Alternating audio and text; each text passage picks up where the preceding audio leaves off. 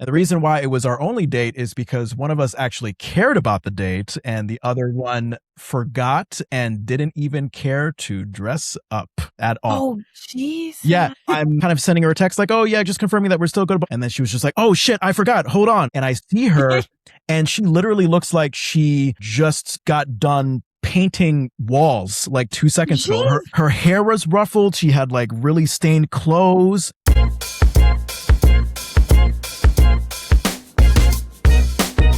Hey, Delishees, grab a plate and taste the delicious culture. I'm your host, Jon Francois. We are feasting on food, pop culture, and lifestyle with my cousin, Sarah Moise. I'm in Vermont. Sarah is in our home state of Connecticut. She's got a lot of great things happening in her life to share. We're going to talk about it. It's going to be fun. Hi, Sarah. Hi, Jon. How are you? You can call me Nata. I told this. I was going to say, I didn't know because I was like, I know you introduced yourself as Jon, but I was like, if I come in here and say Nata and you like cuss me out, I'm going to be like, yeah. It's okay. It's okay. Yeah, no. When my sister Natalie and Diane came on the podcast a little while ago, we ran into that same awkward thing. And actually it was like kind of the reverse where Natalie was like, Nata. Oh, I'm sorry. I shouldn't have called you Nata. It's like, no. No, you the family can call me Nata, which is for people who didn't listen to that Centers episode with Natalie and Diane. It is a weird Haitian way of saying Nathan because Nathan is a part of Jonathan, my full name. It's a whole thing that we don't have to get into.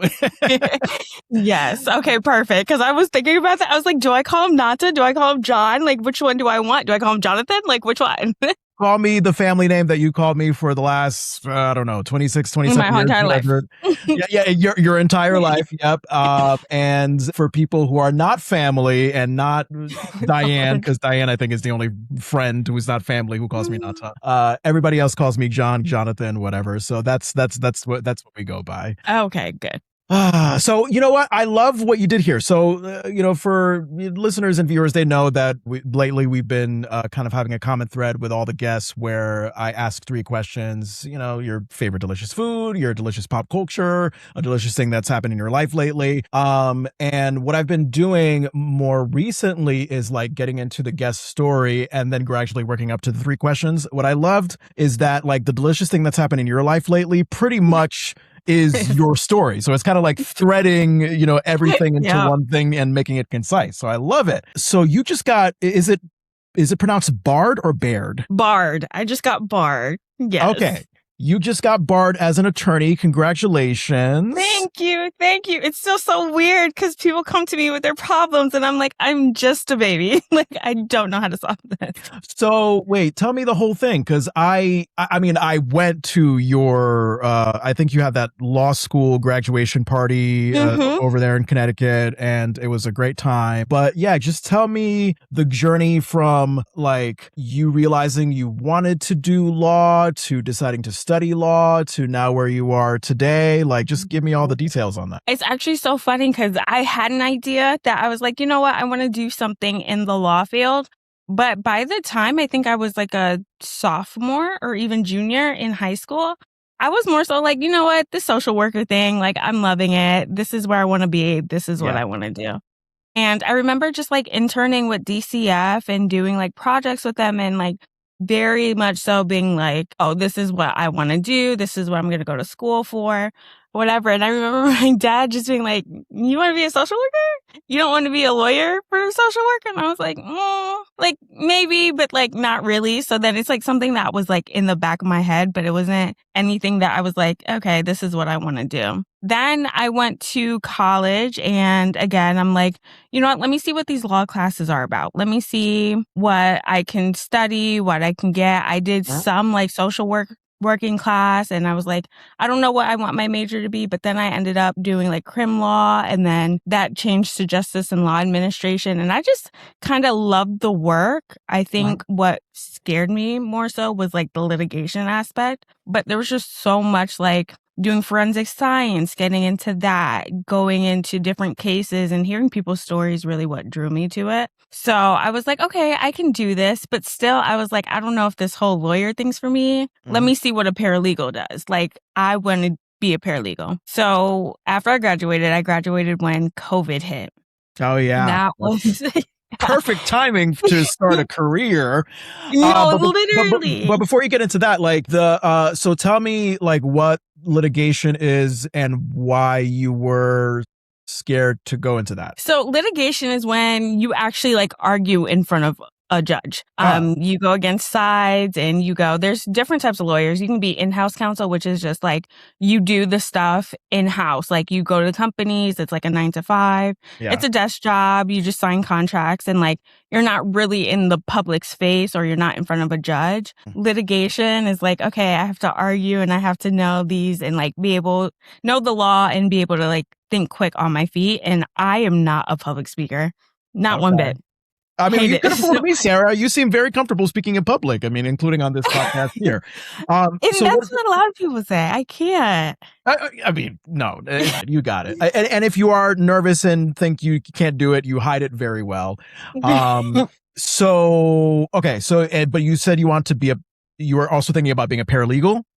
Mm-hmm. And what is that? So a paralegal is like an assistant for a lawyer. So they do everything under the sun for a lawyer except for appear in court. So it's like you're going to do the paperwork, you're going to do the research, you're going to dive in. And I was like, oh, I love that. Behind the scenes, I can do what I need to do. And I don't have to worry about that, like arguing in front of a judge or doing this or doing that or like that pressure a lawyer gets. So wait, is a litigator like is it kind of like, oh, the prosecutor and the defense attorney, the stars that you see in like a courtroom drama, like taking center stage? Pretty much. Okay. It's those two people. Those are the litigators. Those are like the people that go to trial. They go to bat. They appear, they do whatever they need to ensure that their client gets the best outcome. So you graduated from where with what kind of law degree? My undergrad, I graduated Western Connecticut with Justice and Law Admin. But for law school, that's the misconception. People think that you like graduate with like a certain degree, but you have to learn all the law. And you can get certain concentrations. Like I got my crim law concentration, but it was just a normal JD, Juris Doctorate degree. So once you're done with that, it's like the big scary bar comes next. And that's like the big test, to be honest. Okay. So criminal law, that's basically what it sounds like. Just studying everything having to do with crime and criminals. Literally, because it's like an undergrad. You do your basic, your core, you learn everything. Yeah. But in law school, I just did everything crim law. I did from advanced crim to just analyzing how criminals' minds work and doing work with the public defender's office. Like I was just so heavily involved in crim law. And it's so funny because that's not the field I'm in at all. What field are you in now? Oh, I practice in family and law. Family and law or family law? Family law. Okay. I just call it family and law. And describe what goes into family law. So family law is basically like divorce, child support, custody matters, guardianships, petition for guardianships. It's basically anything under the sun dealing with marriages and kids of the marriage and how to basically make sure the kid's best interest is being taken care of, or if the parties don't have kids, you're dealing with marital property, division of marital property and assets, everything under the sun that you have to sort of untangle and undo when parties get married. So you have your attorney's license in family law. I haven't a license for anything. I can practice whatever I want. Wait, okay. So it's not a specialty. Wait. So when we say you just got barred as an attorney, like clarify that for me. So being barred as an attorney, it's literally, and I wish I brought it downstairs, it's this piece of paper that says you can appear in court. It doesn't specify what court you can appear in. You can just appear in court of Massachusetts. I can appear in court in Alabama. That's an interesting story. Why is it interesting? Because Alabama, of course, Alabama is a different beast. I know that. For the reason why I'm barred in Alabama, I'll do a TLDR. I took the bar in Connecticut, and every state has passing scores, and the lowest minimum passing is a 260, and then the highest you can get is way above 270, but that's the highest score that all the states require. So if you get a Okay. 270, you can practice over any jurisdiction. And that So bar exam is basically a review of all the law that you've studied, like literally just federal law, federal law. So, Okay. yep. Okay. They don't test specific state laws. Once you pass it, then the state itself, if you want to be barred in it, you can take their own like open book exam so that you know it. But that's really for your employer to teach you what the laws are. So I had a passing score for, I think, like 7 states, Alabama being one of them. Wait. So each state has a different like minimum like passing score requirement. So like yes, it does. So what? Give me examples. Like what state? Like so, for example, Connecticut's 266. Right. I got a 263. So there's like 10 states that require 260 as a passing score. So why is each state different from the other? Is it just dependent on like how strict their laws are? It's up to them. Yeah. The bar is so weird because it's a lot of things are like state specific. There's a pre-test that you have to take before you can take the bar, which is a professional responsibility exam, which is just like an exam about like how you're not going to rob your clients or like how you're not going to act inappropriate with your clients. And that also has a scaled score. So it really is like all up in the air, to be honest, because it's the same example. It's the same exam throughout the whole entire 50 states. It's the UBE. I know some states don't do the UBE, but majority do. So it's the same exact questions. It's the same exact essays that you have to write. But states are just like, no, we're going to pass people if it's a 260 or if they score 270 or whatever. So it really is state specific. There's like no rhyme or reason behind it, which is so crazy. What was the studying process like for you? And how many, is there like an amount of times that they allow you to fail before you could pass, or do you have to like do it? Oh, you can take it as many times as you want. They only offer it twice a year. That's the gag. And the thing is, the test is expensive. It's not a cheap test. Yes. And how much? So for the exam itself, for the application is $800. Oh, what? Oh, God. It's just to sit in the room. Then you have to do a character and fitness test, which can range from $0. Some people add it in their application fees, or you can spend like I had to. What's a character and fitness test? Is that like they do a whole background check. Like they'll go in 10 years or plus back in your life to see if you've ever been arrested. If you have a background, whatever. They dig in, but they charge you for that. So that's one other cost. Then you have to also pay for using your laptop because you have the option of handwriting, but the exam is a 2-day test, 6 hours of writing. Like using your laptop at their location or at home or no, at their location. Like bringing your own laptop, you have to pay for that. Because they think you'll cheat? No, they want to charge you. They won't give you the software until you pay for it. How much is that? That is like, I know it's going to sound but that one's like $75 to like $95. Much less than $800. All right. No, very much so. So you add it in there. And then obviously you have like the travel expenses to take the exam, food and lunch. So I think after everything, and don't forget the bar prep program, which is another $1,500. Depending on the program. What is that? Just a program to prep you for the exam and what to expect? Literally, yes. Because in law school, they don't teach you how to take the exam. They teach you the law. And then you have 10 weeks where they're like, okay, you can figure it out. You're going to study for this. You graduated. We kind of owe you nothing. So you're self-teaching yourself for an exam you've never seen, which is great. So the total cost to take the bar is what? Everything included. Well, how much did you pay? I would say up to $3,000. Okay, that's a hefty amount. So to do that multiple, and you're not working at all during the process. And from passing the bar, that's how you got barred as an attorney. Yes. So I passed it for Alabama, and then I had to transfer my score to Massachusetts. That's something my job takes care of. Thank God, because I was like, I'm not doing that again. What do you do for work? I work as a family law attorney. Oh, okay. That's your job title right now. And I'm sorry, you work in Massachusetts? Mm-hmm. Springfield. Yep. I work at a public interest law office. Yes. Okay. Got it. This is Yes. all Or making they call sense it to a me. firm, my law firm. It sounds So, so so to like be approved to appear in a courtroom as an attorney in Massachusetts, their job is taking care of that for you as long as you send the score to them. Yep. And I sent that score. They did all the behind the scenes work. I had to get Barton, Alabama so that they can bring the scores back and say that I passed in any jurisdiction. And Mass has this law that if you're working for public interest, then they'll let you practice under any state license for 2 years. So I can practice in Mass for 2 years. I'm going to have to take the bar again this summer. Why? I thought you just take it once and you're good to practice law for No, good. if I want to stay in Massachusetts, I'm going to have to take the bar again because Massachusetts requires the highest passing score, which is 270.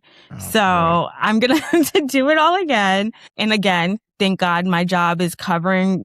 When you work for a firm, they're like, we'll pay for the bar expenses. Oh, good. They're paying for a tutor. Like, it's all under them because I was like, that price is, it's pretty expensive taking it again and again. And that's just to make sure that after the 2 years expires, they don't have to like worry about, okay, what are we going to do? I've taken it and then I just have a permanent license and I could be licensed in Alabama, Connecticut, and Massachusetts. Wait, so do you like when you take the bar you pass, do you send your score to like each of the 50 states yourself? Like, how does that work to? It's wherever you want to be barred and wherever the state will allow your score. Like, I could have sent it to 10 different states. It just depends. And we did what was the cheapest and the best option for us. So that's why we sent it to Alabama. They're the cheapest? But yeah. They're the cheapest? They were. And I also, like I said, there's like this pre-exam that you have to take. And some, like for Massachusetts, I couldn't take their exam unless I had like an MPRE score, which is that professional responsibility test of an 85 or higher. So it also depends on that score. And some people don't even take that score before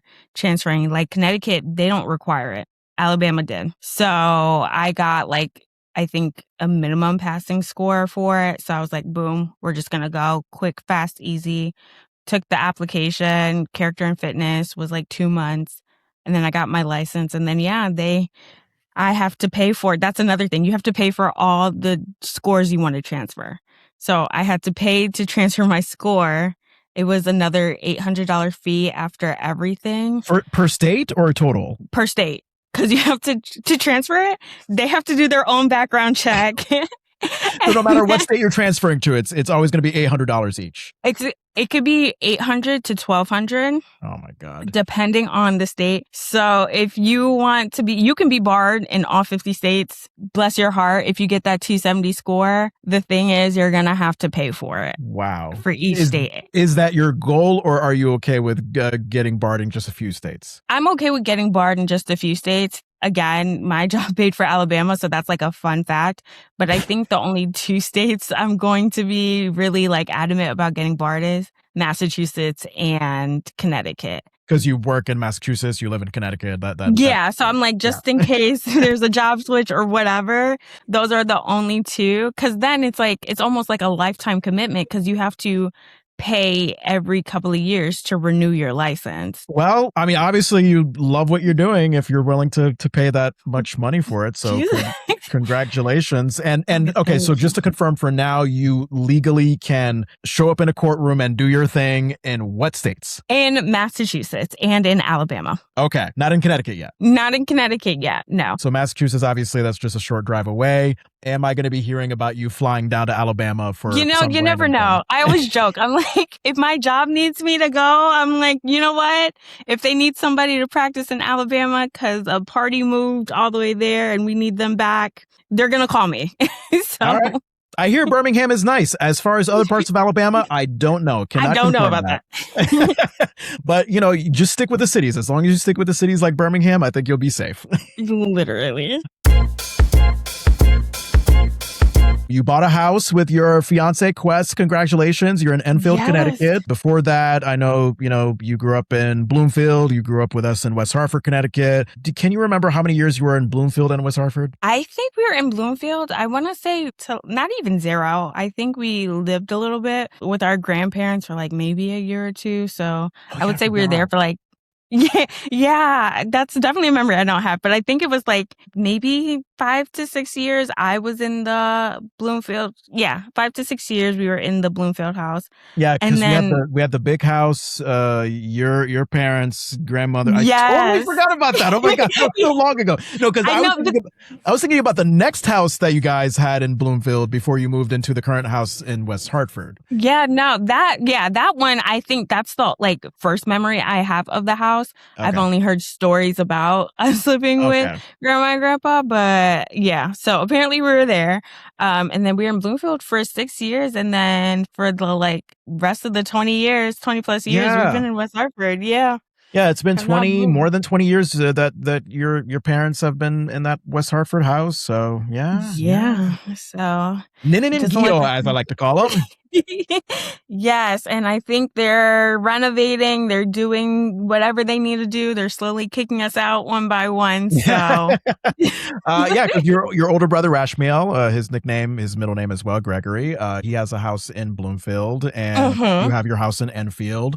And I think your younger brother Andy is still there Yep. at mom and dad's house. Okay, all right, that's great that you have the house in Enfield. Tell me what that was like. Was it difficult to get the house, and what made you choose Enfield? Like, what was the whole buying process like? The brine process was terrible. Oh, I just not that it like no, I'm happy that we have a house, but I just think when they say the housing market is trash and everything is like it's a struggle, it really is. And I was like, no, it's going to be fine. You just look at houses and then you pick one and then everything's great. From going through the mortgage company and the financing, because just a little backstory, the house in Springfield, Quest owns that, and he wasn't planning on selling it. this is We're just oh, so he already owned a house before hmm meeting you. Okay, okay, yes, In Enfield, Connecticut, or I'm sorry, in Springfield, it's Mass. spring. Okay, hmm okay, So gotcha. he owned that duplex. So he was just renting one side, living in one side. So now added to that is trying to figure out how we were going to do a move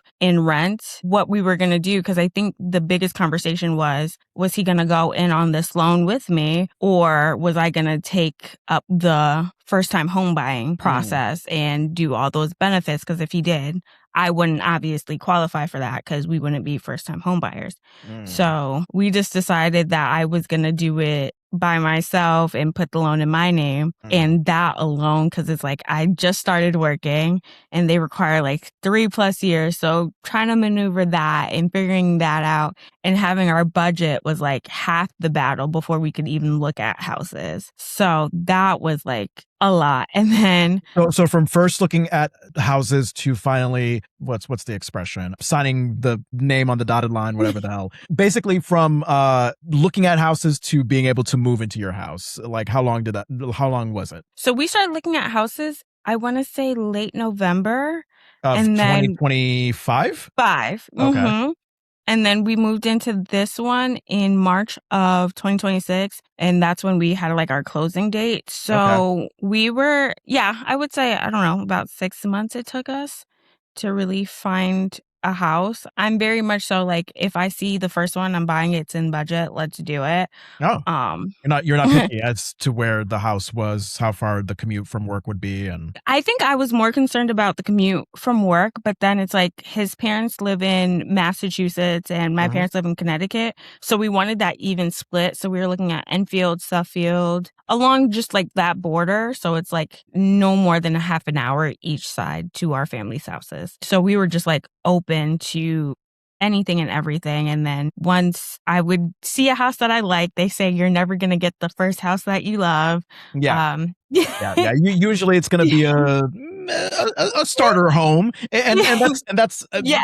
I would say And that's that's me yeah. and Tony's situation here in Vermont. We bought a house that was made in 1900 or 1901, and there's facets. I mean, you've been here up in Richford, Vermont. I mean, and we loved we love that we have our own space, and Exactly. it's definitely enough space for us and the 5 dogs and 2 cats that we have. But yeah, no, there's some torn down parts of the Exactly. house that reminds you that it's a very old house that needs some work. So it's a work in progress. Very much Um, so.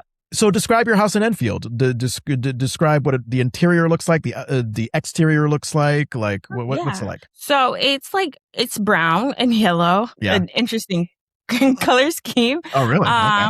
Yeah, brown and yellow, or I guess it's like maybe off white, but it has a yellow tint to it. And again, I think it's a raised ranch. I'm not too qualified on these house names. All I know is it's like there's a first floor and we don't have a basement. So we have like a downstairs level with our laundry room. It's like just a big open space. Our garage and everything is attached. So that's super nice. And then we just have 3 bedrooms upstairs. The house came with a chicken coop. Oh, yeah. Yeah. So chickens are gonna be in your future? Your mommy, Quest's mother, Yeah. all think that's a great idea. I've heard they're easy to raise. And maybe I will tap into that farm life girly era. Yeah. I just don't know how I'm feeling about that. Right. But yeah, Understandable. it's there when we need it. I will say that. So that's wonderful, but it is not your perfect idea of a home because I think it's more rural. And like I said, I was already of the understanding that like the first house isn't going to. I don't think we were looking for that more like modern look. There's a lot of land and I'm like allergic to everything outside. So that's like the pollen and whatnot. Yes. So that's always like a fun thing when you see it's like our property line extends it's far. However, it's just trees, turkeys, wildlife, everything outside. And I'm just like, you know what? We're just going to make do with it. Even like cutting the grass, sometimes I'll go outside and I just have to come back inside because like swollen eyes, sneezing. Are you like me? Because I have allergies so much so that I take Allegra every day. Do you take something every day for your allergies? I used to, but because I'm pregnant, I cannot. So is that a thing? You can't. Yeah, you have to like. Yeah, you gotta simmer down on the medicine. There's stuff that you can put up your nose, but I've never been one to like. I'm not one for nasal sprays. Everything, to be honest, is all natural, and I've just been staying inside to avoid it at this point in time. The pollen here has been terrible, by the way. So, like, literally working in the city of Burlington here in Vermont, I would drive for Uber and Lyft. That's what I do for a living, and I would see pollen flakes blow by like a windy snowstorm. It was insane. Like you would see people's lawns, and it looked like snow. But it was pollen. I feel bad for fellow people who have allergies because I don't know why it's worse this year. Like usually like the pollen would be like more invisible and maybe you see like little specks here and there, but for whatever reason it just decided to be its own storm and it's awful. No, it is so bad. Like it's almost to the point where it's like I felt like I had asthma because it's like sometimes you can't breathe and you're just like, what is this? And I would just pray for rain. At this point, I was hoping every day it would rain just to wash it out. Oh my God. Well, I'm different in that I love, hence why I'm here in Vermont. I love like a rural area. I love like lots of land. I mean, turkeys and whatever. I mean, I've told Tony, what if we owned pigs and horses and whatnot? But the reality is that I wouldn't know how to take care of it. She certainly doesn't have the time and energy to take care of all that. So I just want I said my dream, if we win the lottery, let's get the biggest amount of land we can get, maybe a big house to go with it. And I just have this vision of like seeing all the dogs run happily on their very big 20,000 acre thing of land. That's a dream, but I get it. I mean, you and I, we both grew up in sort of like a city suburban hybrid in Connecticut. So you're either gonna go to a rural setting and be like, oh God, this is not for me. Or like me, you could be like, oh, wow, this is actually a refreshing change of pace. So it just, it depends. Everybody's different. And the crazy part is it's like the location. Once you come and see it, driving to it, you wouldn't expect it because it's like right there in Enfield Center. So there's every restaurant you can name, every store you can name right there by Enfield Mall. And then it's like you go into this, like, we're also at a dead end street. We're the last house on the dead end street. So Oh, then you go into this like little like neighborhood and it's like, it's still the suburbs, but then it's just like, it just gets rural. And then you're just like, oh my gosh, like all this land sounds great and it looks great, but also maintaining it. I yeah. was just not prepared for that It, either. you know what? So you guys, would you guys say that you have a big enough lawn where you feel like you need to get one of those like car lawn mowers to make You it know work instead what? of the push one? And at this point, it's like that's what our neighbors use. Quest is still young enough to push that lawnmower, so he's doing it back and forth. Yeah. But yeah, I'm seeing a lot. Like that is the way to do it because it's just nothing but like land and grass. And I think for us having kids, like that's obviously like that's a great thing because then it's like they'll have so much like space to play. We can host and we can do this, but it is like maintaining the grass. Like I think we like killed our grass already. Oh my God. Wow. Because it's so hot. And I Oh was yeah, yeah, like, yeah. So you have you guys been in a drought? Like, have you not had much rain? no, and it said it's supposed to. I think we'll get like a little bit here and there. Right. And for the life of us, it wasn't until literally today that we learned how to turn on the sprinkler system. But it was just like I was looking at it and I was like, this was once upon a time green. And we just moved in March. It's like Damn. just dead and brown. Yeah, we have no problem with rain up here. It seems like every weekend for the past few weekends, there's been rain. And it's frustrating because, like, literally during the week when Tony and I and most others have to go to work, it's like, oh, it's a nice day. It's a day where you can take a walk. So, like, last Saturday was like the first weekend day in quite a while where it's like, yeah, we could go to the trail. We could get some ice cream. And then Sunday was like, all right, I guess we have to stay in because it's freaking raining again. No, it hasn't rained here. I mean, it says it's going to, but we just keep on missing it. And it's just like, okay, well, here we are. We had a record last summer in Vermont. I think we had a record of like 13 rainy weekends in a row. Yeah. GC, that I would get annoyed. Yeah. I would be like, ugh. Yeah. And then we had that big flooding in the summer of 2023 that made national news. So yeah, it's weird because I do remember a few years ago, like I think maybe prior to 2023, where we had a drought and now the drought has turned into the extreme opposite where it's like, oh my God, stop it with the rain. It's disgusting. It's like, okay, we get it. Thank you. Yeah. Stop. This is why I got to mow the lawn every weekend because, I mow it and then like 2 days later, it's like, all right, I guess I got to go do it again. Back. Yeah, no. How did you meet Quest, by the way? How long have you guys been together and how did you first meet? I don't know your story. We have been together. It feels like literally forever, but it's only been what's today's date? Oh, you know what? Today would mark 3 years since we first talked on Hinge. Like, oh my God! What? Me and Tony met on Hinge too. That's get out. Yes, I would say today would mark that first, that first hey. June 17th. Yeah. Wow. Yeah, no, Tony and I, June. So yeah, we both have June anniversaries. So, but ours is a little different. So June 7th, of this year, marked 6 years since our first date. Time has flown by. And then, obviously coming up, we have July 16th since we went steady, as I like to say, like since we first became boyfriend and girlfriend. And then, later on in September 16th of this year will be 3 years since we first got married. So yeah, lots of anniversaries that is to be acknowledged.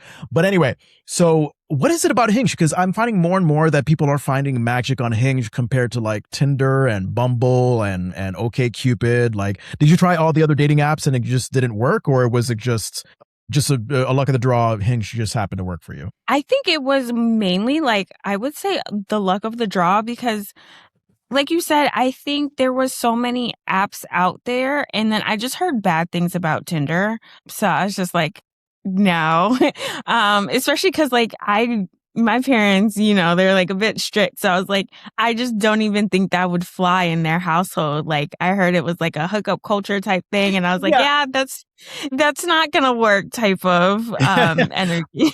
I mean, look, yes, I've heard Tinder can be a hookup app. I mean, I'm sure people have found love on there. I will say that I had a date experience that did not turn out well. This was during the pandemic, by the way, when everybody was doing virtual dating. And it was funny because like I matched with this girl who I already met in person. I think she was with her mom or some kind of older relative at the time at this place called Dog Mountain up here in Vermont. It's this big, beautiful area of land where dogs can roam free with other dogs and they're humans and whatnot. And I think me and my former dog buddy, we were there, and I just came across this girl and her dog, and we just kind of talked for 2 seconds, and I made nothing of it. And time passed by, and I saw her on Tinder when I was single, and I was like, oh wow, look! And we connected based on the fact that we remembered each other from Dog Mountain. Nonetheless, like I'm having this memory, this positive memory of when we met at Dog Mountain, carry me into our first date and our only date. And the reason why it was our only date is because one of us actually cared about the date and the other one forgot and didn't even care to dress up at all. Oh, jeez. Yeah. Like I remember, because I was at home with Mommy and Natalie and CJ. This was a weekend where I was just staying with them, traveling from Vermont to Connecticut. I dressed up in a decent red top, nothing too special, but made sure my hair was combed or brushed or whatever. On the way to the computer, I'm kind of sending her a text like, "Oh yeah, just confirming that we're still good." Blah blah blah. And then I think there was like a delay, and then she was just like, "Oh shit, I forgot. Hold on." So she forgot going into it. Maybe there was a late start. I'm sitting upright on the bed with my fancy red top, and I see her, and she literally looks like she just got done painting walls like 2 seconds ago. Her hair was ruffled. She had like really stained clothes. She was just like, it just was odd. Needless to say, I mean, I don't know, maybe like 30 minutes or an hour into a not so great conversation, I think we just kind of abruptly left. And you know how you don't really have to say to each other like we're not going to see each other again. You know what I mean? Like it was just, I had so much expectation in my head that like, oh yeah, this nice girl that I met at Dog Mountain, but no, she was just on a completely different state of mind. I don't know why she even showed up in the first place. She could have just canceled if she didn't give a shit. That's the only date I think I've gotten from Tinder. But that's like a coincidental negative experience. It doesn't mean that like, oh, Tinder's terrible. It was just, isn't it funny that Tinder has this negative reputation? And the only date that I had from Tinder was that. It was horrible. Yeah, no. Have you had something like that where like you went on a date with a guy and you could clearly tell he forgot about it and did not give a crap? It's not even I would say it's not even forgot about it, but it's just like the lack of effort of like, because I think in this like day and age, people are like, why spend so much energy or effort on the first date if you don't know how it's gonna go type of thing. So if I've had those dates on, especially Hinge, where it's just like the conversations would be great over the phone, but then when it came down to like, oh, like where are we gonna meet or what are we gonna do? It's like, okay, I guess we can just like walk, and then it's just like, okay, where are you walking? Like, and it almost takes you back. Like I remember one day it was like, yeah, we can just like walk around a park, which was fine. But then it's like, if you know anything about me, it's like I'm not really an outside person. I'm just I'm just like, it was again in that springtime, so where it's just like I don't even want to like breathe in the pollen here. Yeah. And it's like, you obviously didn't put anything together. I just reminded you, or because I always do the check-in like, hey, is everything still good or whatever? Because I like, if I don't talk to you before then, I don't think like I would show up, or I would just assume it's not happening. So then, and I think in that instance, it was like, oh my gosh, there was nothing planned. And so we're just going to walk around this like park, and then the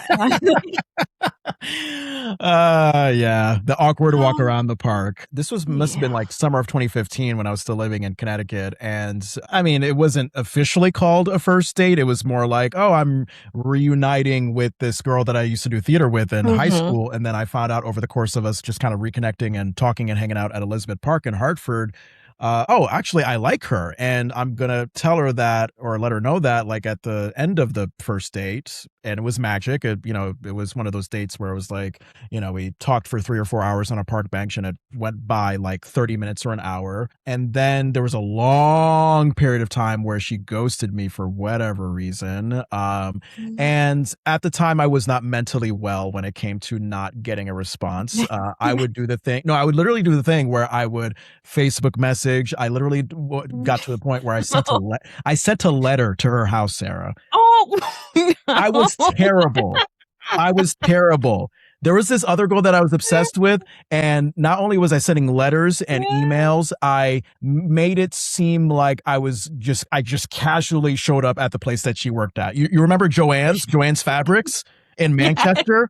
Yeah. Not true. Oh, I just need to go to Joanne's. I just need fabric. And she gave me that look that definitely suggested that she was frightened by me, and she was like talking to some guy. Like, I wasn't there to hurt anybody, but like I used to exhibit very creepy stalkery behavior when I was in my single early 20s days. So I'm not proud of it.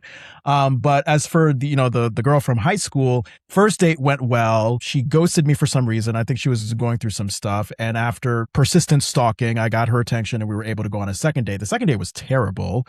I don't know what it was. We just didn't connect through bowling and whatever. You know how I know I didn't connect so well? Because we were at AC Peterson's. Great. No. It had nothing to do with AC Peterson's. I like AC Peterson's. I've been there for dates. It's fine. Nothing to do with that. She called her mom in the middle of the date and just had a phone conversation with her mom. And I'm just sitting there awkwardly like, okay. That's when I knew, this is not going well. Like, because she was like pretty tight with her mom, and I don't know. She just decided offhand to just call her mom and just have a conversation for God knows how long. And I'm just like, okay, I can clearly tell you're not interested in me anymore. But that can't be an indicator, because it's funny. I always tell Quest this on our first date.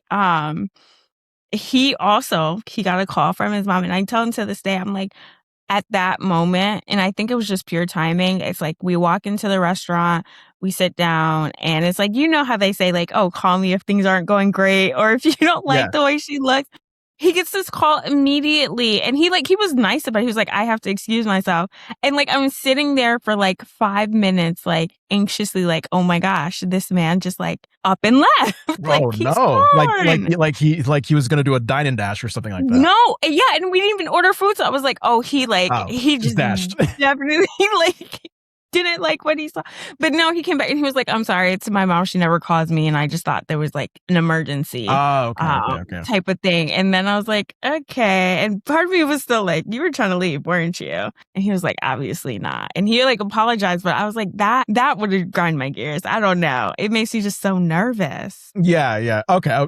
So the way he approached it was like, oh, excuse me, I got to go and take this call. And he left it at that. He didn't really explain further. No. Okay. So if he had explained that it was his mom and she never calls usually, and he just wanted to check. Yeah, like I would have been like, oh no, fine, go take it. But he was like, yeah, then it just rang and he left, and I was like, okay. Yeah.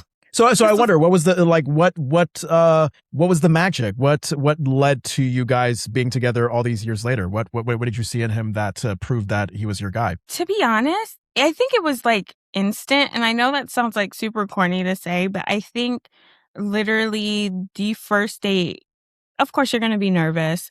That was the first time I've ever like started working and then like after work went on a date, because I was like, oh my gosh, like I don't feel ready. I just worked like a long day. I don't want to be gross. It's the summertime. I'm like, okay, I'm probably sweating all day. Like so many things were going. I remember like at work, like stressing myself trying to get ready and all this.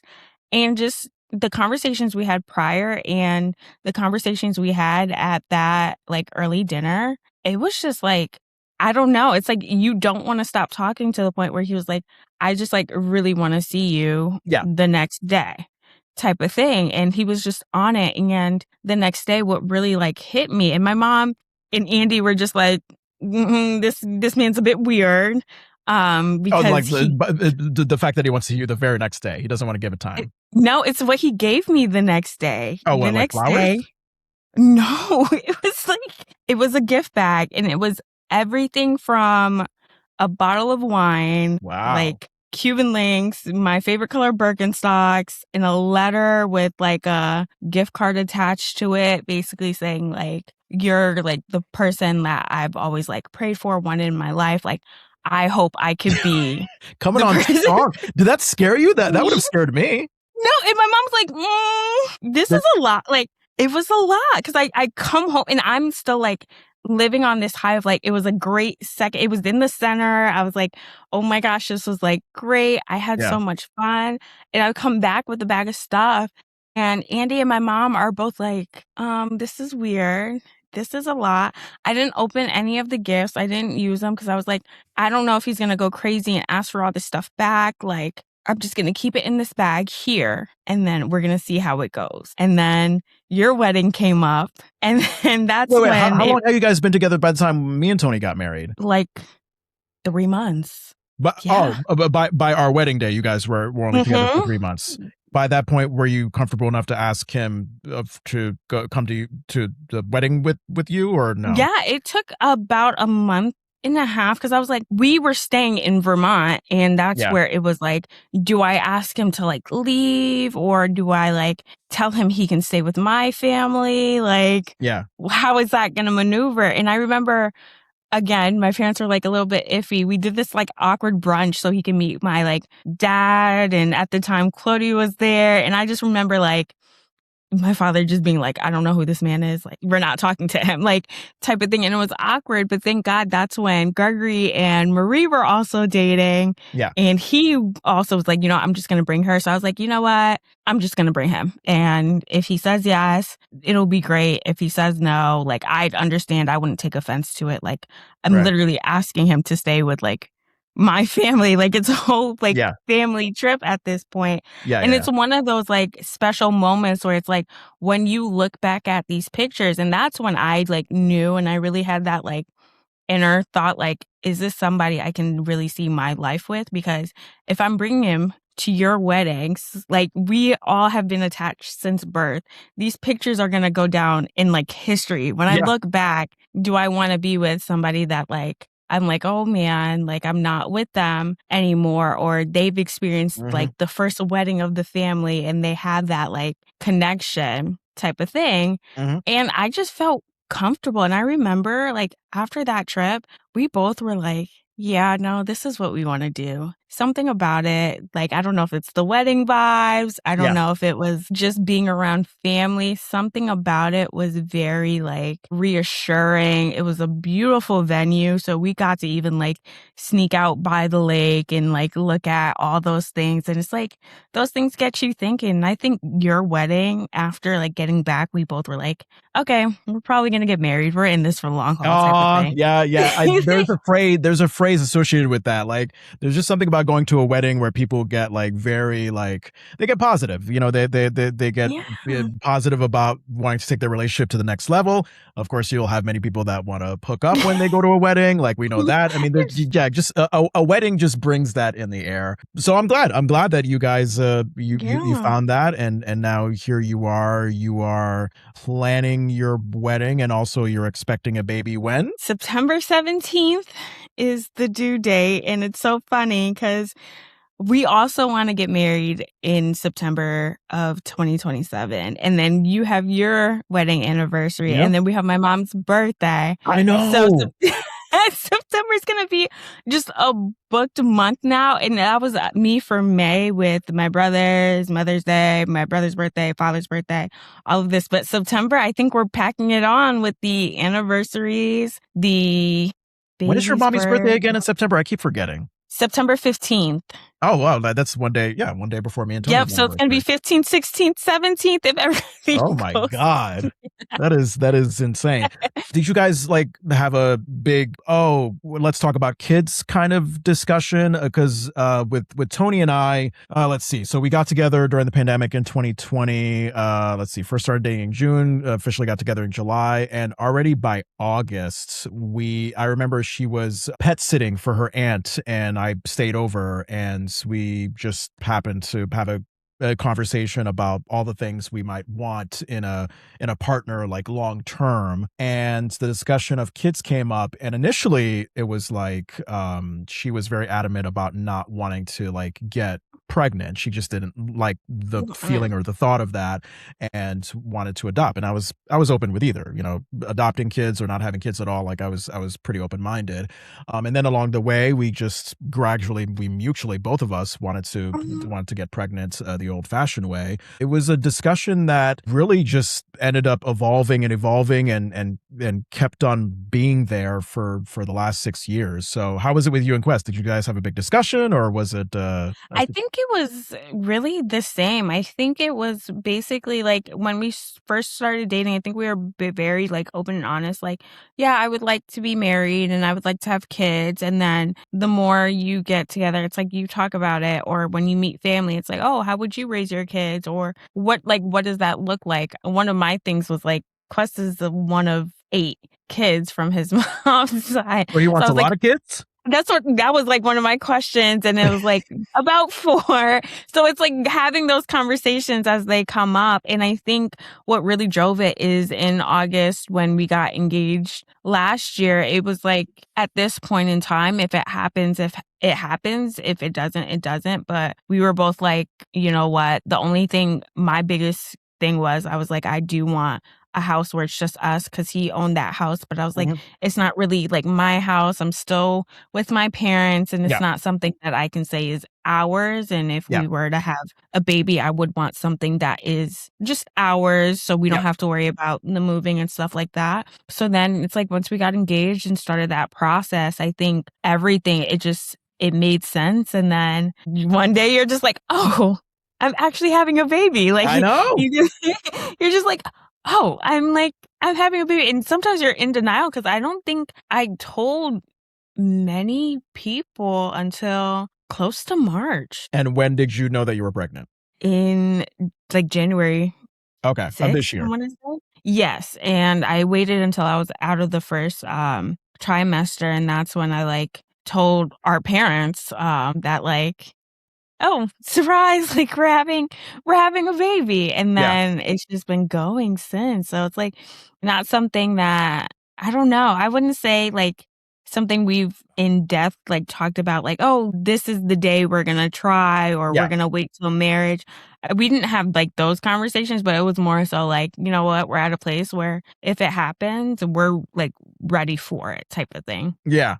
With Tony and I don't even think it was like, oh, we have to be married. Like, we didn't care about that. It was like you guys, it was like, we need our own house, because as I probably have told you, there was a point where I moved in to Tony's house that she owned with a friend, and the three of us, it was not the easiest living situation, but we made it work, and thankfully things are better between me, Tony, and the friend, because we're all not 3 of us living together anymore. We knew that a baby would not happen in that living situation. We especially knew when we moved in with a couple of friends, our friends Joella and John, and who you probably met at our wedding. Joella was Tony's maid of honor. We stayed at their place for a year while we were looking for a house of our own, and it was literally like kind of you know how it was like attic vibes. It was like, oh, here's this like space that you could use for everything, for cooking, for you can wash dishes in the bathtub, you sleep here, the TV's there, and you could somehow stuff all your animals in this space.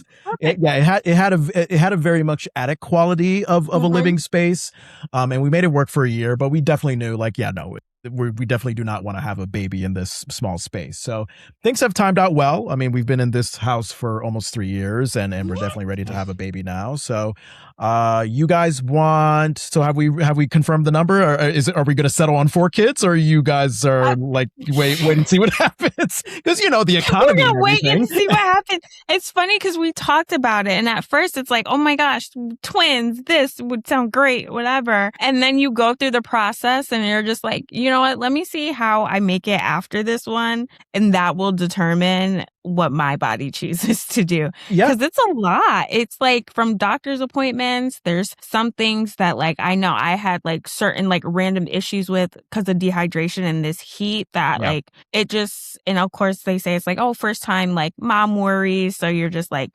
on edge about everything. But I'm like, this is a lot. And this is like 9 months where it's like, I'm still going to work. I still have to do whatever I have to do. And I'm tired. It's like when people do it back to back and it's just like all this, it's like maybe after I'm just like, oh my gosh, this was so great. I want to do it again quickly. Or I might be done and be like, you know what, give me a good 5-6 years and then we'll try again. Yeah, And yeah. I mean, it's it gives you a better appreciation for what your mommy had to go through with you and Andy and Gregory. Like, yeah, it's like, oh my God, how do you balance all this work and having kids and I being pregnant? You know, know, all and that it's stuff.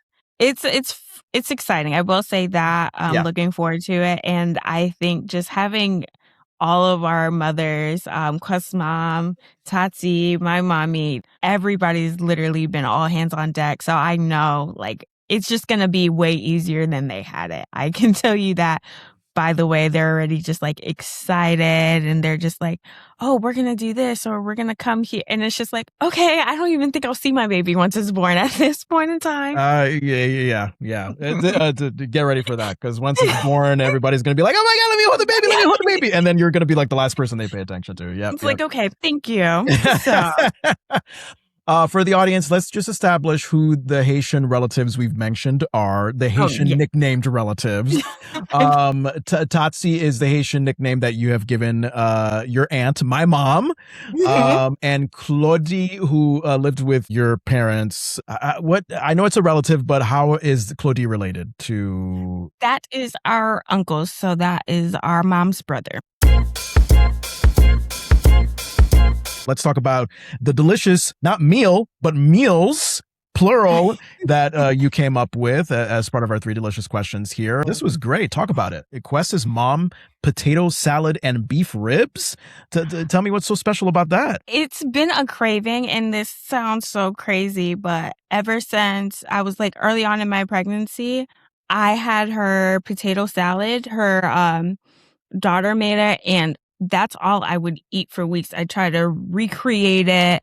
I try to make it. That's the only thing I wanted was her specific potato salad. And she's like, well, I'm not going to make it. It's a cookout food. And I was like, well, that kind of sucks. So we had this like dinner cookout so that our families can get like connected. And she made it. And when I tell you, I've just been eating it nonstop and then paired with my mommy's. We call it macaroni, but her macaroni and cheese. Yeah.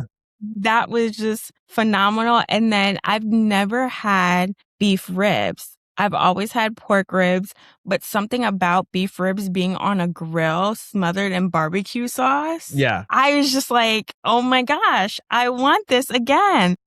And it's like those things where it's like you don't get them every day because it's cookout foods, but it's like things that your parents make that it's just like you couldn't recreate it even if you tried. Right. That's why I'm just like so obsessed. And I had to like name them because I know if somebody were to give me like any regular beef ribs or mac and cheese, I would have been like, it's not the same. How's the wedding planning going? Because I know, Tony and I was definitely a process in terms of cost and who was invited and who wouldn't show up and blah, blah, blah. It's a lot. So I take it maybe that's a work in progress with you guys? It started. I'm going to tell you that. It started. I just got and I told my mom I wanted to be like you and Tony so bad because you guys planned it in a year. It was so easy. I'm sure it was stressful for you guys. I know it for a fact, but the way you just did it so quickly, so effortlessly, I was like, that's what I want.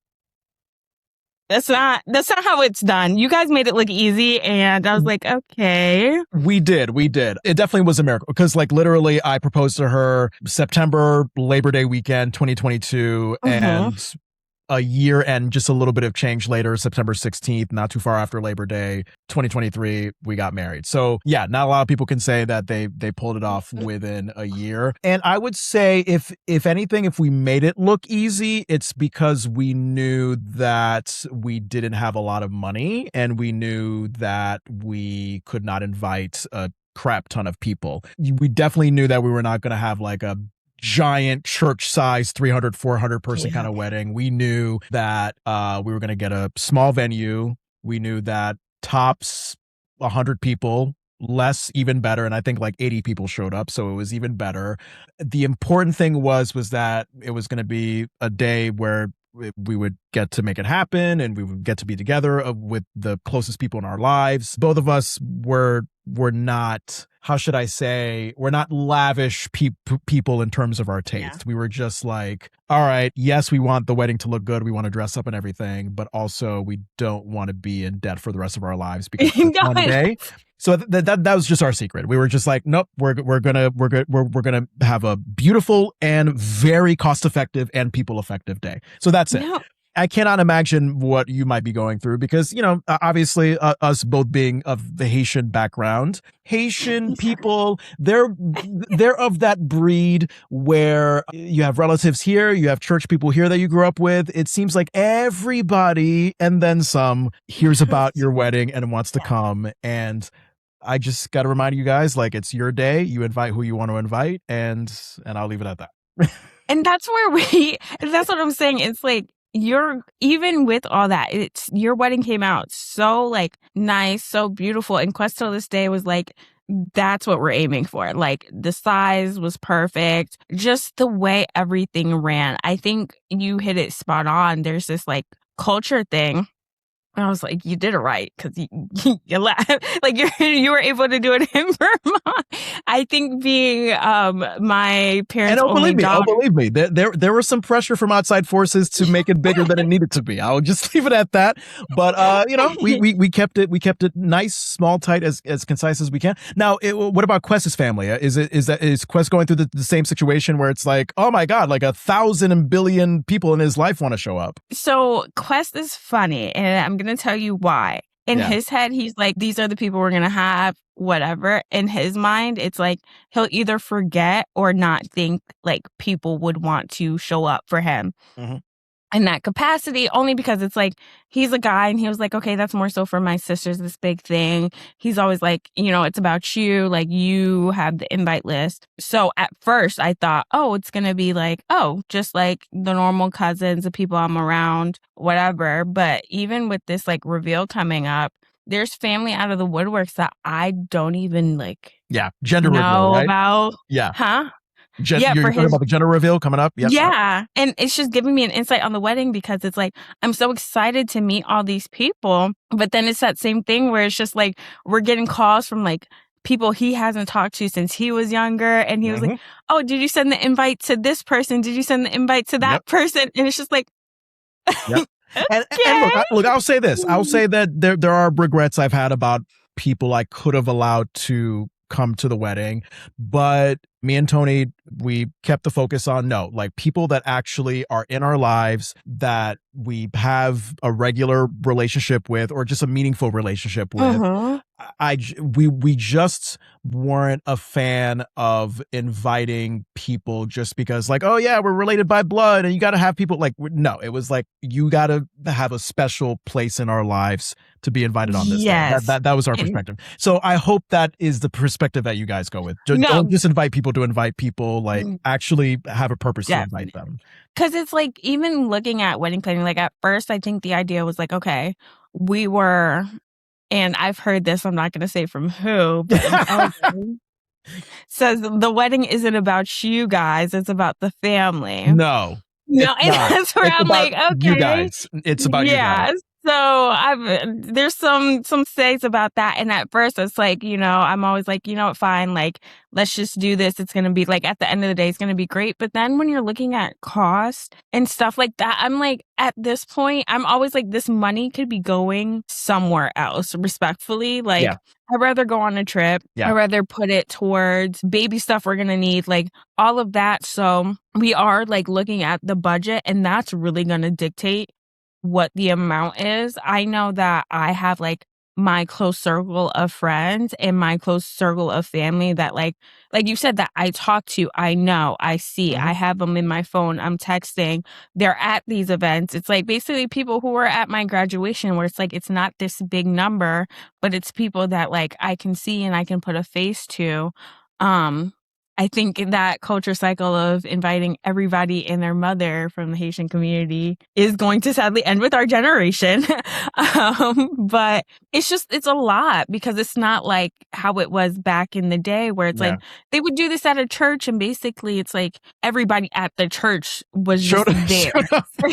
Like literally, I think that's how it was because I know even talking about some wedding planning, like my mom was even shocked where she's like, oh, you're not doing it in a church. And I'm like, no, we're just going to get a venue. And it's like looking at these prices, it's like, okay, if I don't recognize their name or like where this is, I don't think that they should be in attendance because it's like, I'm footing the bill for this. Yeah. Like, that's the thing. It's like, we're paying for this to where it's like, okay, this is great. And I love that you guys celebrated with me. But then at the end of the day, what does it do? It's a big wedding thing. Yeah. So it's going to be interesting. And then we're also going to probably get married on paper prior. So it's like, I just want to go through the whole name change before the baby comes, especially. So I don't think it's going to be more so of that. Like, it'll still be a wedding, but I think it'll be more so a celebration and just having people there to honor us. And right. More so, it could be whatever you want to be. It is about the wedding day is about the people getting married. The idea that it's more about the people attending the wedding than the people actually getting married. That's wild to me. You guys dictate the terms, you and Quest. Very much so. Yeah. And honestly, I don't know because of the maybe because of your preference and especially because of the kind of family that we have. I don't know if you guys are going to just end up going to a courthouse and just leaving it at that. You could, but the point is that more and more. What's that? And I know that's what I said. That sounds amazing. More and more. The way I'm looking at these costs is every time I visit a venue, I'm just like, let's do it. My mom, I know she's low key terrified that if we do it, like that would be the end of it. Cause I just think I understand the celebrating and the parties and all of this, but after graduation, and I know after having this baby and just the gender reveal and the upcoming parties, I am going to be tuckered out. Yeah. Yeah. It's going to be a lot. I just kind of want to rest. Yeah. So that's why I'm like, you know what? I'll pass it on to the others. Yeah. But I think that's why we also push it out to 2027. And during my maternity leave, I say whatever I plan during that time, that's what I'm going to go with and just move forward at this point in time. It's not going to look like the past because I know that's what, we have traditions. I think this generation, we're all just going to break it. So I'm just excited to see what that looks like. There's nothing wrong with that. Things are too expensive nowadays, and again, very much so. Yeah, and you want to spend your money wisely. So best of luck, and keep us posted on the wedding planning. Yeah, any advice that me and Tony can give you guys, we would be more than happy to give that. Shall we talk about the delicious pop culture that you chose? This was a great choice. Oh my God. The Love Trapped podcast. And for our audience, to familiarize it, a true crime docuseries in podcast form about a former bachelor, the star male contestant of one of the seasons of the reality show, The Bachelor. I can't remember. Do you remember which season Clayton Echard was on? No, I just know he was after Michelle's. And after that, I was like, I don't know. I feel like The Bachelor low-key went downhill, so I stopped keeping track after I'm sure. season. Yeah, I'm sure it did. Yeah. I know the host of that, Chris, whatever his name is, I don't know. He had a bad reputation for either just promoting a bad workplace culture. Maybe there was some misconduct stuff going on. I don't know. Yeah. But yeah. Bachelor Nation, watch it. Clayton Echard, who was a bachelor, from what this docuseries tells us, he was a very unliked bachelor because he was the kind of guy that was very honest to a fault. So honest that, like, when they have the scene with Clayton and the women contestants and they're all in the room at the same time with the roses, and I guess Clayton is trying to make his ultimate choice. He's telling all these women at the same time as they're in the room together, I love you. I love you. I love you. I love you. He's telling all these women the same thing. And he's also admitting that he's had sex with a couple of them. Stuff like that is what made Clayton a very unlikable bachelor. That ruined his reputation. He left the public eye for a little bit and decided to try to reinvigorate and restart his life with a career in real estate. To my understanding, according to the docuseries, he goes online and his first prospective client is like this unidentified woman named Laura Owens on LinkedIn. It's like she doesn't have a picture. She doesn't have a profile picture. Clayton follows up because he wants to get going. And Laura, she's kind of mixing the personal with the professional. She's getting flirty.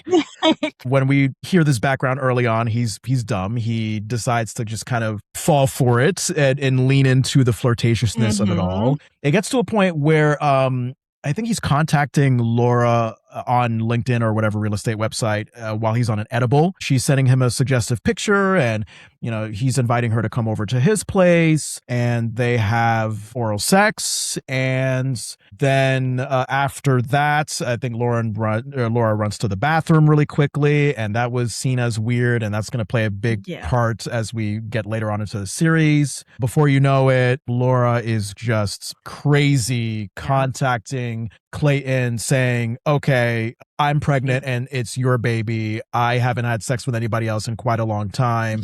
She gets pretty graphic. I think at one point when she's like, I'm very tight. That's how I know I haven't had sex in a while. And which is confusing because Clayton is just like, and the audience, I'm just like, oh, well, if you're saying how tight you are, blah, blah, blah, like, then that's proof that I haven't had sex with you. What are your thoughts? Have you finished the entire podcast series? I did. I binged watched it. And it's funny because at first I went into that whole thing of like, I not despise Clayton, but I just think something about him, he lacks accountability for anything. I think that was definitely seen throughout this podcast. So I went into this like already having this bias towards him, and working in the field that I do, you do hear, oddly enough, some of these stories where men claim, oh, it's not my child, but in reality it is. And it's just interesting to see where it's like this time it's just not. And it also literally feeds into the whole point of like, I wouldn't say how dumb Clayton is, but again, I just think he put himself in that situation to even believe or anything. Because this happened over a span of 4 days, over years. Like, you gave yourself years of headache over 4 days. And he was like, oh, these thirst traps and stuff like that.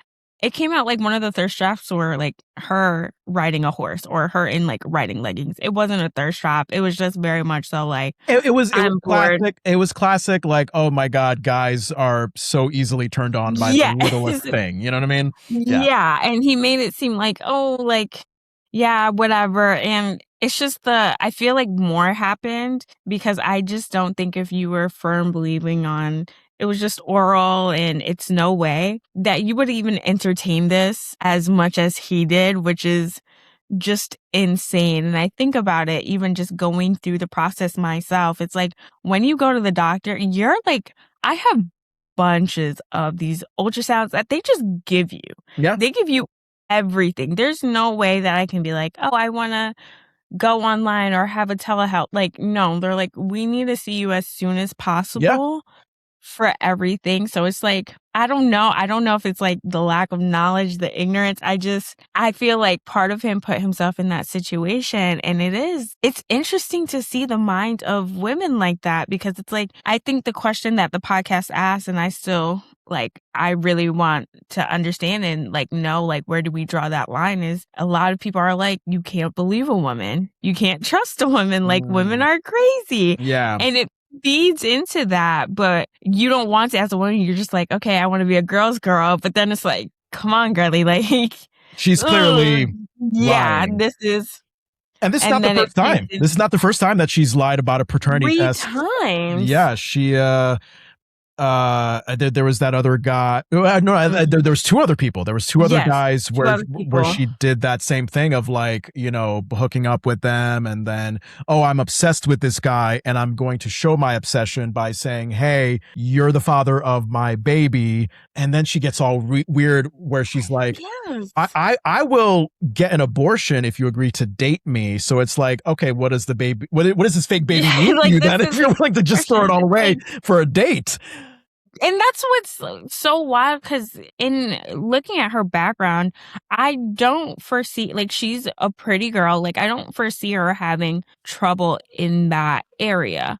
I think it's really odd to see somebody, not once, not twice, because he's the third one, do this multiple times over. It's not a money thing. She's not looking for money. I think Clayton was the only one that had some type of status, but we know Clayton sort of fell off and he's not even that wealthy as one perceived. I think this brought him back into the public eye. So it's odd that she's done this for that love and care, when if she just was patient, because this happened quick. A lot of it was like days or like a month or two where she was like, okay, I love you, we're locked in forever type of thing, which is like, ugh. Yeah. So It's intense. I don't get it. First of all, when you recommended this podcast, I wanted to not like it because it's because no, it has nothing to do with like Clayton and The Bachelor or whatever. Like, I have a love-hate relationship with the true crime genre. Like, all right, I will admit, like, there are certain true crime stuff, a lot of it Ryan Murphy created, the Jeffrey Dahmer series, the Menendez brothers series on Netflix. Like,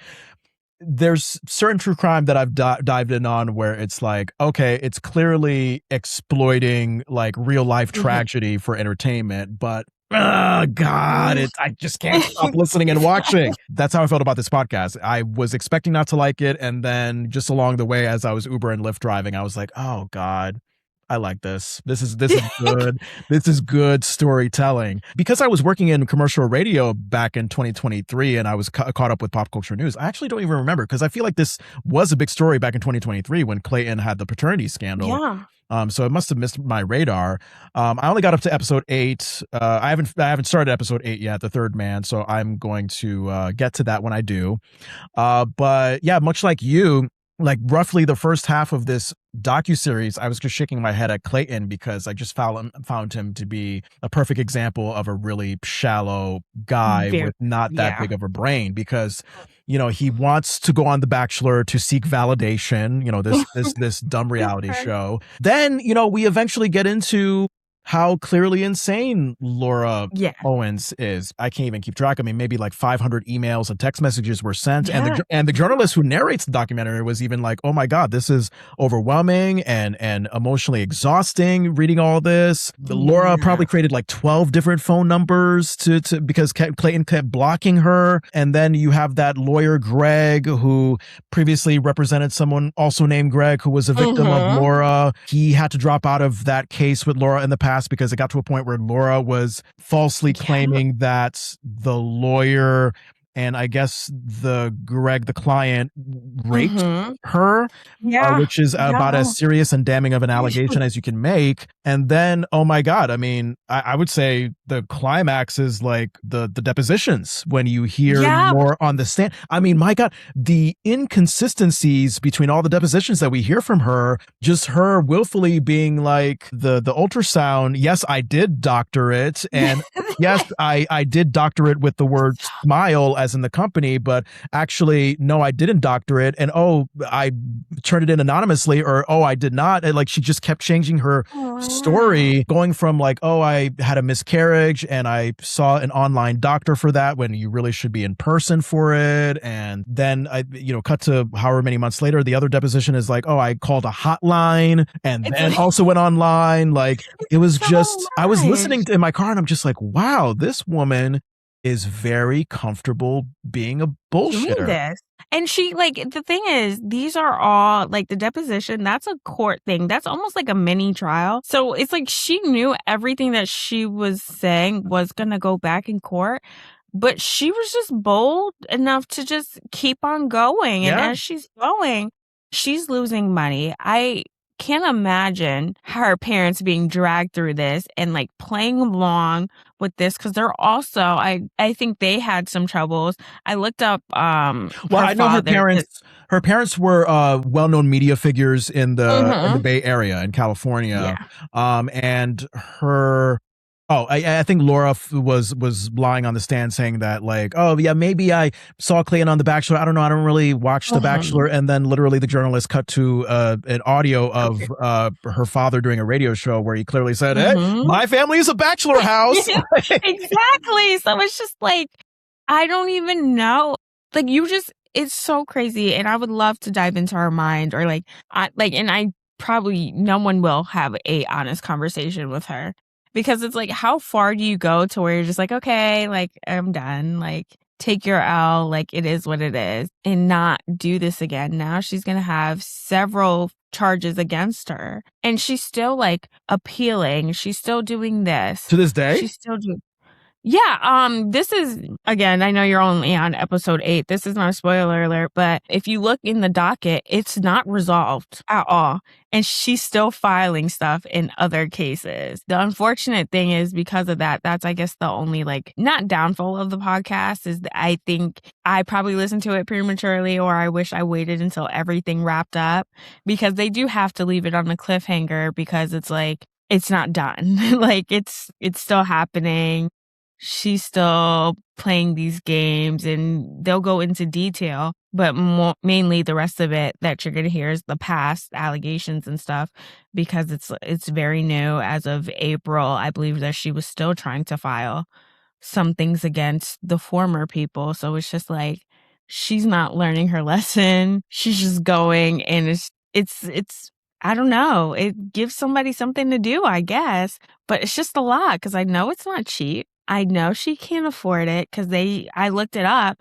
They're going through bankruptcy at this point in time. Like, Oh my God.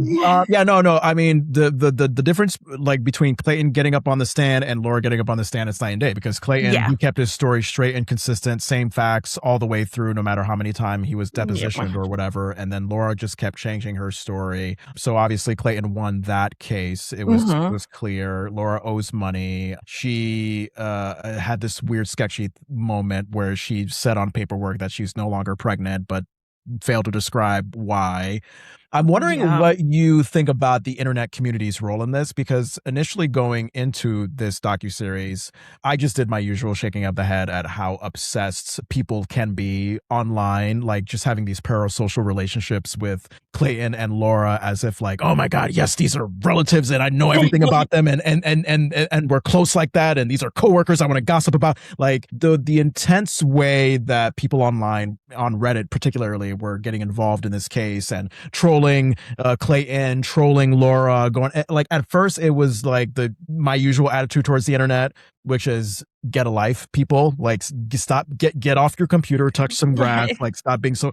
But then the positive thing about these people being so goddamn obsessed and having no life is that they help in the investigation, because I think it was like the live stream of Laura, like, answering questions at a deposition, and someone had noticed, like, oh, wait a minute, you're drinking Monster, and you're not supposed to be drinking caffeine like that when you're pregnant. That's the thing. And those are, like, I know it's a balance, because I will say, even in just little old Massachusetts, where I'm dealing with clients that obviously don't have these big feelings, the first thing we do is we run to social media. Yeah. And obviously we're not asking about, oh, do you know anything about so-and-so? But if you just look long enough on somebody's page, or you listen to their podcast and then you go into their comments, people are just naturally nosy and willing to either call somebody out or give you a little bit where it's like you can run with it. And I think the only reason why she wasn't able to pull one over on Clayton, because I think it would have been a situation, if it wasn't for the media, or if it wasn't for this attention, I honestly believe that Clayton would have settled just to make it go away. Yeah. I purely do think that. Interesting you say that, because I do remember at a certain point of the podcast, the journalist was saying that like Clayton was so fed up with Lauren's bullshit that he was ready for bad press. Like he had Mm-hmm. gotten so used to getting bad press during his time as the Bachelor that he was just fed up, and he was going to, because I think Laura was like really making it public, like, oh, Mm-hmm. this is my baby daddy, blah blah blah blah. And Clayton, at a certain point, he went to like an Instagram story and said, "This woman is bothering me. This is who she is." And I think Laura ended up like filing defamation suit Yeah. against him, but he didn't care. He was just like, no, this is that I've been going through this ordeal with this woman, and I'm going to let public opinion decide. And thankfully, the internet, being as obsessed as they Did a are, job. they dug in, they found the facts, and there you go. You get a live stream where someone was just like, wait a minute, Yeah. what is that little what is that The little little thing in the corner. Oh, that's Fiverr. That's the Fiverr logo. Laura Yeah, literally that had was somebody from crazy Fiverr to doctor the see. ultrasound. Yeah. No, definitely. And that's why I'm like, without social media, I don't think he would have been that bold, because I think that's what gave him the boost. Because he was also saying that, like, there was one point in time where he low key believed it, that it could be a Yeah. possibility. And that's why I'm like, I think it was one of the first people that she did this to, was the one who sort of reached out and gave him that. But that's why I'm like, you know what? Bringing things to social media, because he said it wasn't him. And he was, although he was prepared, it was Laura who put that out on the internet. But Clayton was running out of money. These legal battles are not cheap. And I think They're not cheap. some Bachelor Nation pop culture podcaster helped raise money along with the fans. The Mm-hmm. Justice for Clayton community helped raise money to pay his legal fees. They were ready to go to bat for Clayton. Yeah. Yeah, because they know, and it sucks, because it's like, again, you always want to believe a female, but when it's this, like, even though I got to a point where it's like, okay, I think you're not the most intelligent person to put yourself into this position, but still, right is right and wrong is wrong. And this is like, at this point, I think everybody had to put aside, and they were so just invested in her life, which was her downfall, because I do think she intended this to sort of build her up, and that's why she put that nugget out there.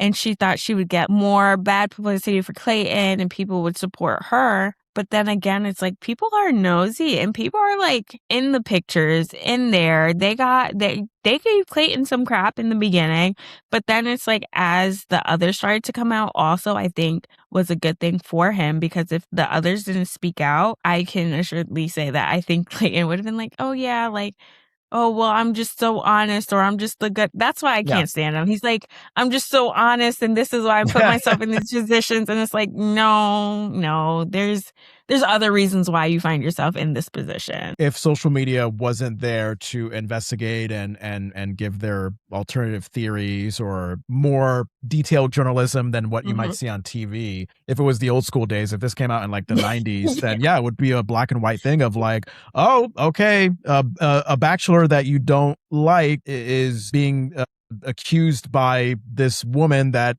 he's her baby daddy and he's not willing to take responsibility for it. Like, it would have just been this black and white thing of she's right and he's wrong. It would have been something like Maury, like Yeah. the TV show Maury, like, you're the father, and the guy's like, but you're kind of wondering like, okay, maybe that guy is the father. No, and that's what it's like. I think a lot of us, because when I first heard the story, I was like, yep, just another man denying his child. Like, what's new type of thing. But I think that's why I like this podcast, because it's like something that I think all of us kind of forgot too. Because again, you hear his name and you just shake it off like, it is. If you're invested, I feel like if you knew, you knew. If you didn't, and being on the outside, because I also was hesitant to listen to this podcast, because my true crime is more so like, somebody needs to die and I need to see what happened type of thing. Yeah. Like, I was like, over a paternity suit, I was like, this is work all over again. Yeah. But then it's like, you see the things that you have to ask questions, and now, listen, I can't be mad if a man is asking a million questions about like, okay, where's this? I need to see this doctor's note. Yeah. Why are we not going to these doctor's appointments? Yeah. Typically, you just be like, oh my gosh, you're just such a crappy baby father. Just believe her. But now it's just like, time out. Hold on. Let's see these pictures. Let's go to these doctor's appointments. Let's be a bit more involved, because anybody can be in this situation. Because as you can see, you can make a claim for a child and the child not even be born yet, and it's so invasive. They couldn't do a DNA test on the child.